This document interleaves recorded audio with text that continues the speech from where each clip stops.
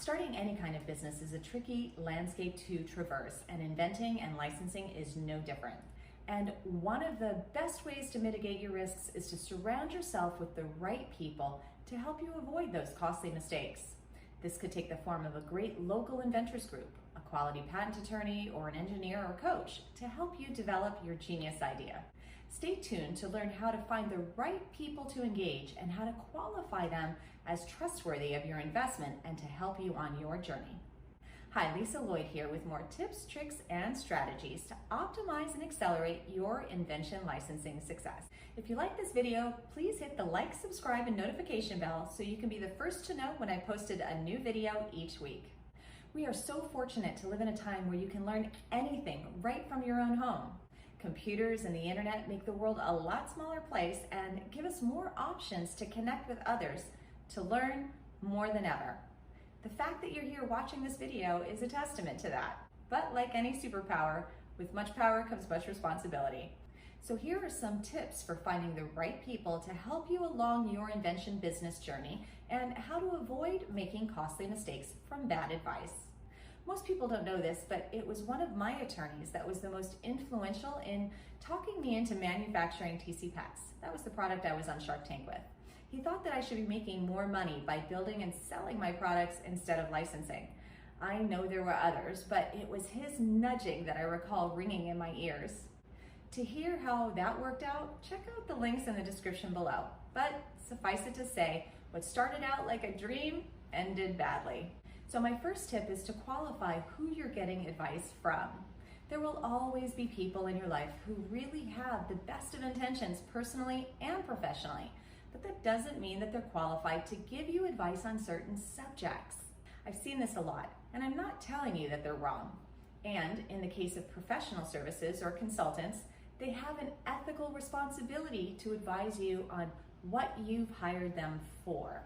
It just becomes potentially hazardous to your success if they're not qualified or don't have the expertise to advise you strategically on whatever it is you're asking about. No one will know all of the extenuating circumstances of your personal life, finances, personality, skills, etc. So it makes sense to chew on everything that anyone has to say, but it doesn't mean you have to swallow.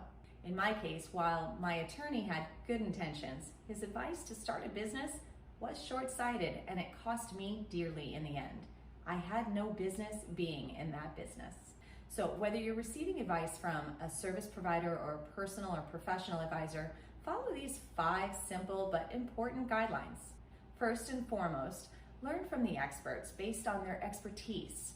Try to keep their advice in the context of their domain expertise. So for example, and this is the most common, I know that you need validation for your ideas, but unless you're asking someone who works at a large company selling similar products, it really doesn't matter if they think it's a good idea or not. So don't ask. They would have to do the same research that you have to do to validate if it's a good idea. Just learn as much as you can from someone based on their specialty. The second may seem obvious, but if you're going to invest not just your money, but potentially your entire success on a professional service, check their references and read the ratings and reviews and testimonials if they have any. Then choose to work with the most solid, experienced, and highest of character service providers. And the third is more related to working with any kind of an advisor. You should only choose to work with those that have highly demonstrated creative problem-solving skills. We are in the innovation business and problem-solving skills are critical. So not only should you be constantly working on your own skills, but the people that you trust to consult you must be able to collaborate with you to creatively solve every problem that comes up along the way. There is no one-size-fits-all answer for the challenges that come up in the invention licensing business, and each problem must be addressed uniquely. The fourth is to do your best to only work with people who have outstanding communication skills. This seems to be the one that I struggle with most. People who don't manage my expectations and leave me feeling underserved. You can test this skill when you're interviewing prospective service providers by seeing how well they explain their process. Things do go sideways sometimes, it happens, but we need to have people who stay in touch with us and communicate well to keep up our expectations and keep them in check along the way. And the fifth guideline falls right in line with that. interpersonal skills. Sometimes we don't ask the right questions or hire people for the right jobs because we don't really know what to ask or do. Hiring people with excellent interpersonal skills will help you navigate any lack of insight that you may have. They'll have enough experience to know what you need better than you do.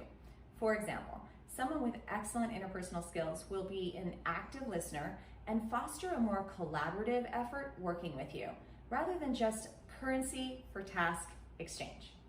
No matter who you're getting advice from, friends and family or any kind of service provider, it's important to hear different perspectives and consider them, but qualify who the advice is coming from.